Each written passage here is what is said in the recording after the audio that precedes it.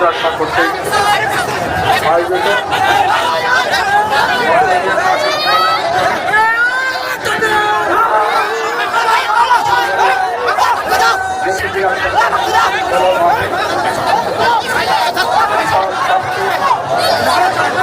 মহফিলে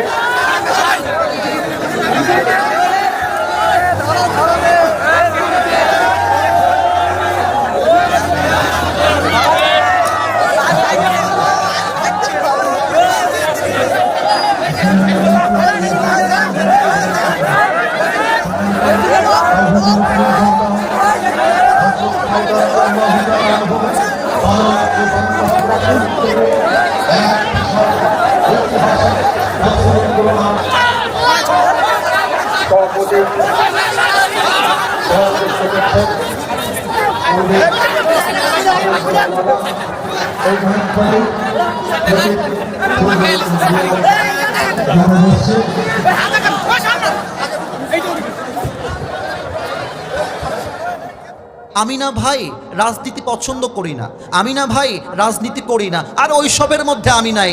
তুমি বেটা এত ভালো মানুষ হয়ে রাজনীতি করতে চাও না বিধায় আজকে এমপি দাঁড়াচ্ছে সুদখোর গাঞ্জাখোররা। আপনারা সবাই নাম শুনেছেন আল্লামা দেলোয়ার হোসেন সাঈদী। আমি দোয়া করছি আপনারা জাস্ট একবার আমিন বলবেন। আল্লাহ ওনাকে জান্নাতুল ফেরদাউসের উঁচু মাকাম নসিব করো। উনি একজন জাস্ট আলেম ছিলেন না, উনি বরিশালের এমপি ছিলেন। এটা কয়জন জানে? এটা কয়জন বোঝে? এবার বলছেন আমি কেন বললাম এই কথা। 5 আগস্টের আগে আমি নিজে দেখেছি রংপুরে আমার মাহফিল বন্ধ হয়ে গেছে। কেন মাহফিল বন্ধ? অমুক পাতি নেতা বলে দিয়েছে মাহফিল হলে খবর আছে সবার, হুমকি দিয়ে মাহফিল বন্ধ।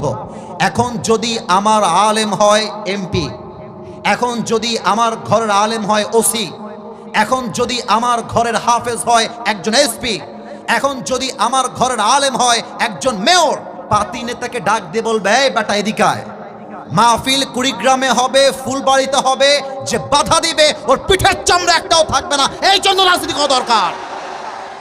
এখন বলবেন হুজুর খুব বকতেছেন, ভালোই লাগতেছে কথাবার্তা, কিন্তু কোরআনে যে রাজনীতি আছে এর দলিলটা কি? এরকম কিছু লোক আছে না, আছে না, আছে না?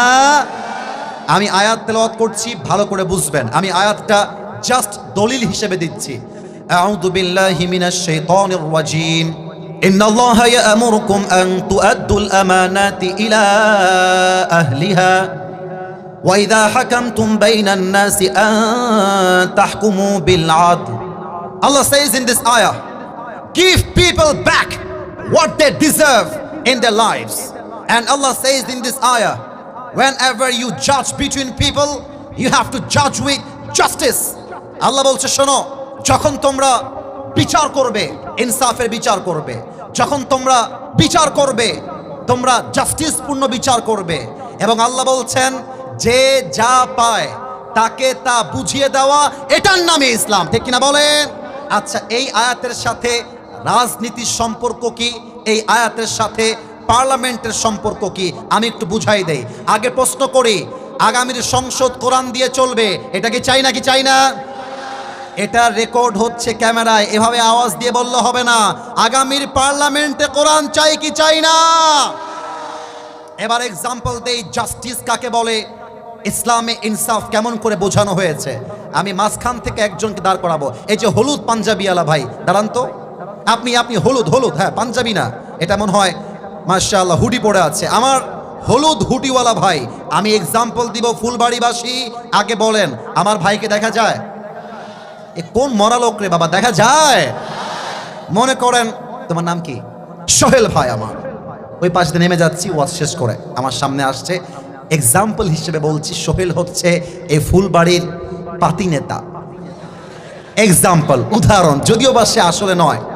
তো আমাকে ওখানে গিয়ে বলছে কি হুজুর খুব রাজনীতি নাকি?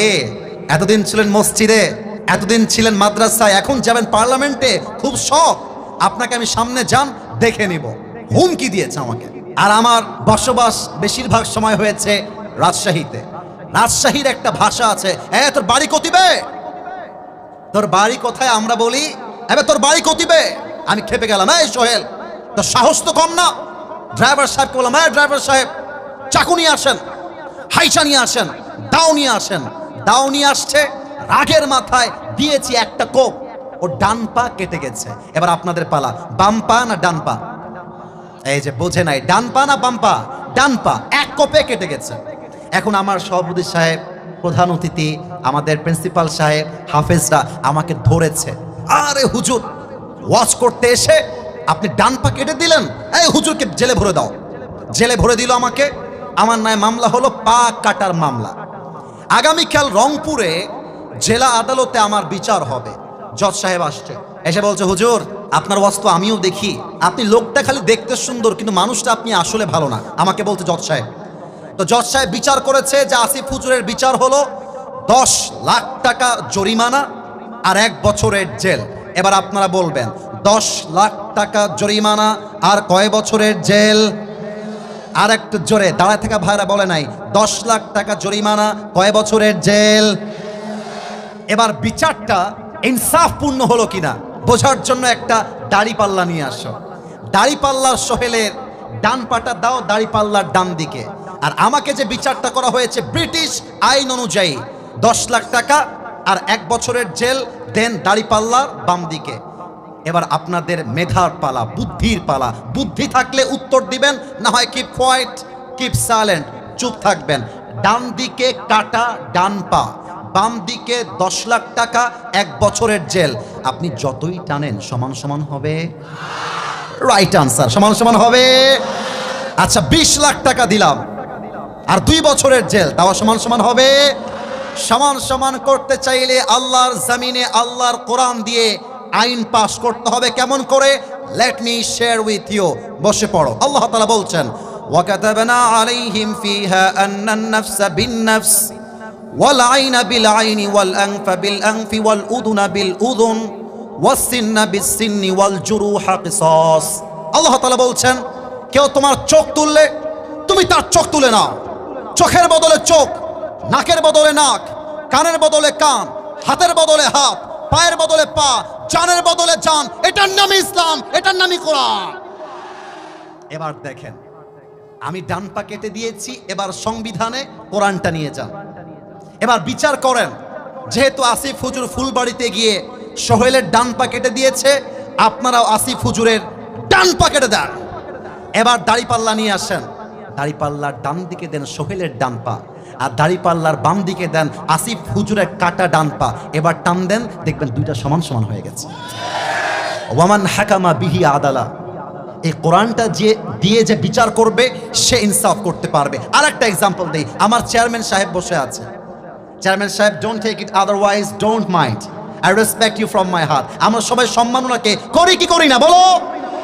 স্যার, ওনার একটা ছেলে আছে, আমি হলাম রিক্সাওয়ালার ছেলে, স্যার হলেন চেয়ারম্যান নন, স্যার হচ্ছে একজন এমপি।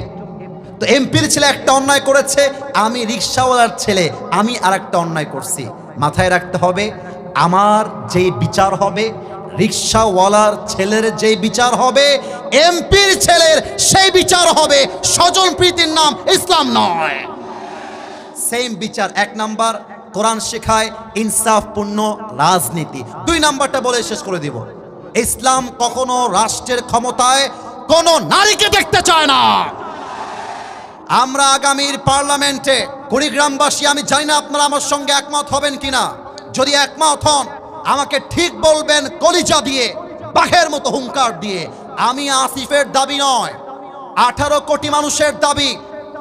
আগামীর সংসদে আমরা এমন এক প্রধানমন্ত্রীকে দেখতে চাই, যেই প্রধানমন্ত্রী পার্লামেন্টে দাঁড়িয়ে দেশের পক্ষে যেমন বক্তব্য দিবে।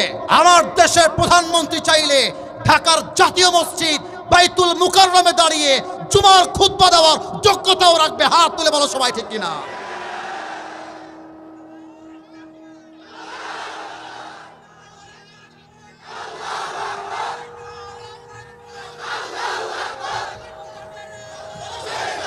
এভাবে হবে না, আমার সাথে দেন, আমার সাথে নারায়ে তাকবীর।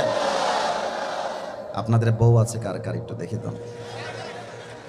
বউ আছে, আচ্ছা, you have your wife in your house, মাশাআল্লাহ, হাত নামান। এবার কপাল পোড়া হতভাগা যাদের বউটো কেউ নাই, সিঙ্গেল না, হাত তোলো সবাই। ক্যামেরাম্যান জলদি ফোকাস করো। হ্যাঁ, কারো বউ নাই? ইন্না লিল্লাহি ওয়া ইন্না ইলাইহি রাজিউন।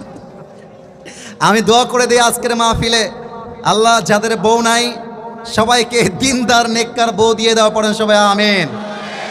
আমার ওয়াজে আমি মাঝে মাঝে মজা করে বলি, শীতকালে যার বউ নাই তার জীবনে কিছুই নাই। শীতকালে কম্বল দিয়ে শীত দূর হবে না, ল্যাপ দিয়ে শীত দূর হবে না, ঘরে ঘরে বউ দরকার। আব্বা বোঝে না, আব্বা বোঝে না। আব্বা বলে, এই তুই নিজের পায়ে দাঁড়িয়ে বিয়ে কর। আমি দেখলাম অনেক মায়েরা আসছেন, আমি দেখলাম অনেক বোনেরা আসছেন। মায়েদের কাছে আবদার রাখবো আমরা সবাই, আপনার মেয়েকে শিক্ষা দিবেন। তার জন্য গাঞ্জাখোর জামাই পারফেক্ট হবে না, দিনদার জামাই তার জন্য পারফেক্ট হবে। মেয়েরা গাঞ্জাখোর দেখলে ক্রাশ খায়। What is this? রুচি কি এত খারাপ হইতে পারে? একটা মেয়ের রুচি কি এত খারাপ হয়?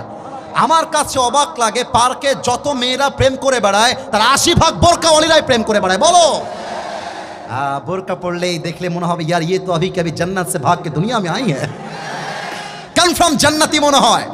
কিন্তু কিছু বোরকাওয়ালি আছে দেখবা একাই 4টা ছেলেকে নাকের ডগায় রশি দিয়ে এমনি এমনি ঘোরায়।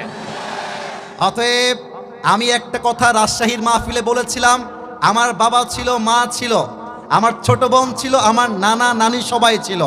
আমি ব্যর্থহীন কণ্ঠে বলেছি, আগামীর সংগ্রাম বিয়ের সংগ্রাম, আগামীর সংগ্রাম চরিত্র রক্ষার সংগ্রাম, আগামীর সংগ্রাম ব্রেকআপের সংগ্রাম। এবার কিন্তু ঠিকটা জোরে হয় নাই।